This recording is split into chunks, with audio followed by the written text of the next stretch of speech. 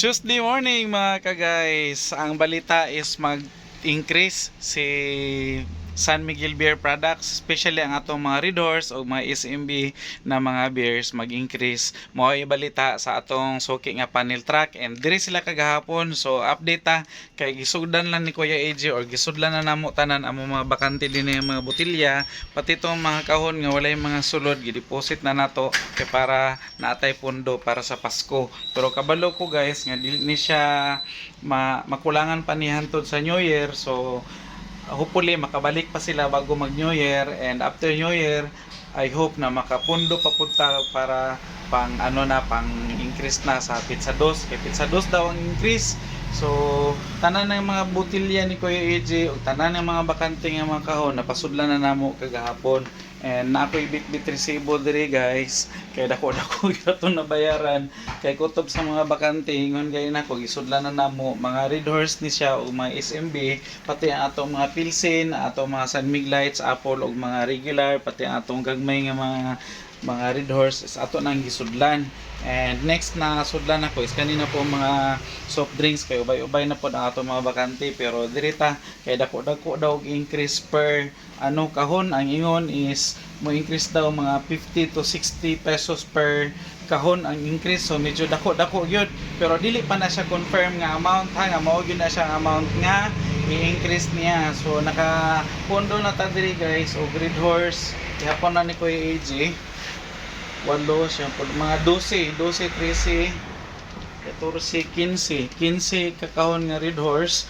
O yung atong SMB is 2, 4, 6, 8, pulo kakahon ang atong SMB. 11 di ay 11 napa 11 12 nakuhaan kagabi eh.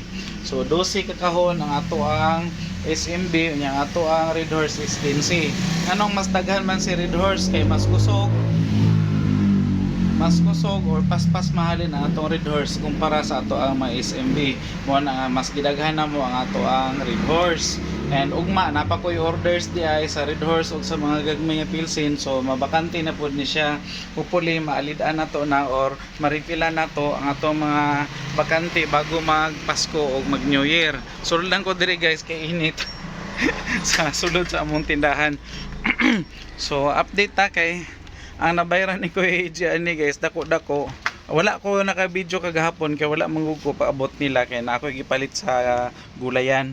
So si Mami Iya lang isa dere, so dili pod pwede nga si Mami Iya mag-video. So ang nabayaran ni Kuya AJ guys naabot gyud og 18,978 na ara yan total. Ambot maklaro ba ninyo? So hurot ang panudlanan ni Kuya AJ. So magtigom pa ta para pang sa soft drinks pod, kay si soft drinks kusog pod na buyag og Pasko og New Year.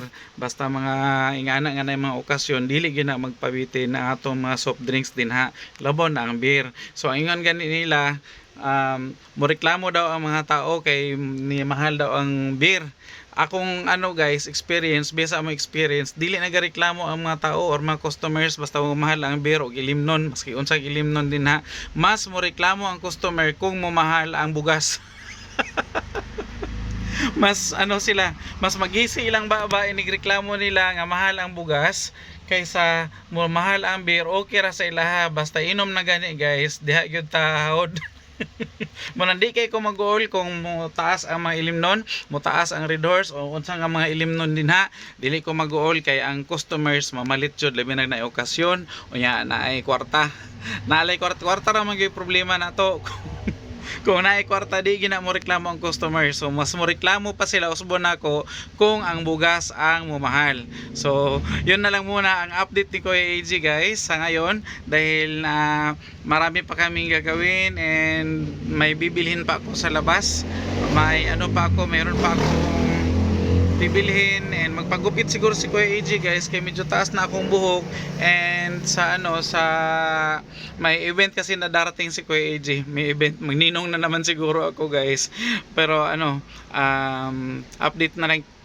update ko na lang kayo kung ano yung mga latest na kaganapan. So bye bye muna for now and thank you for watching. God bless us all.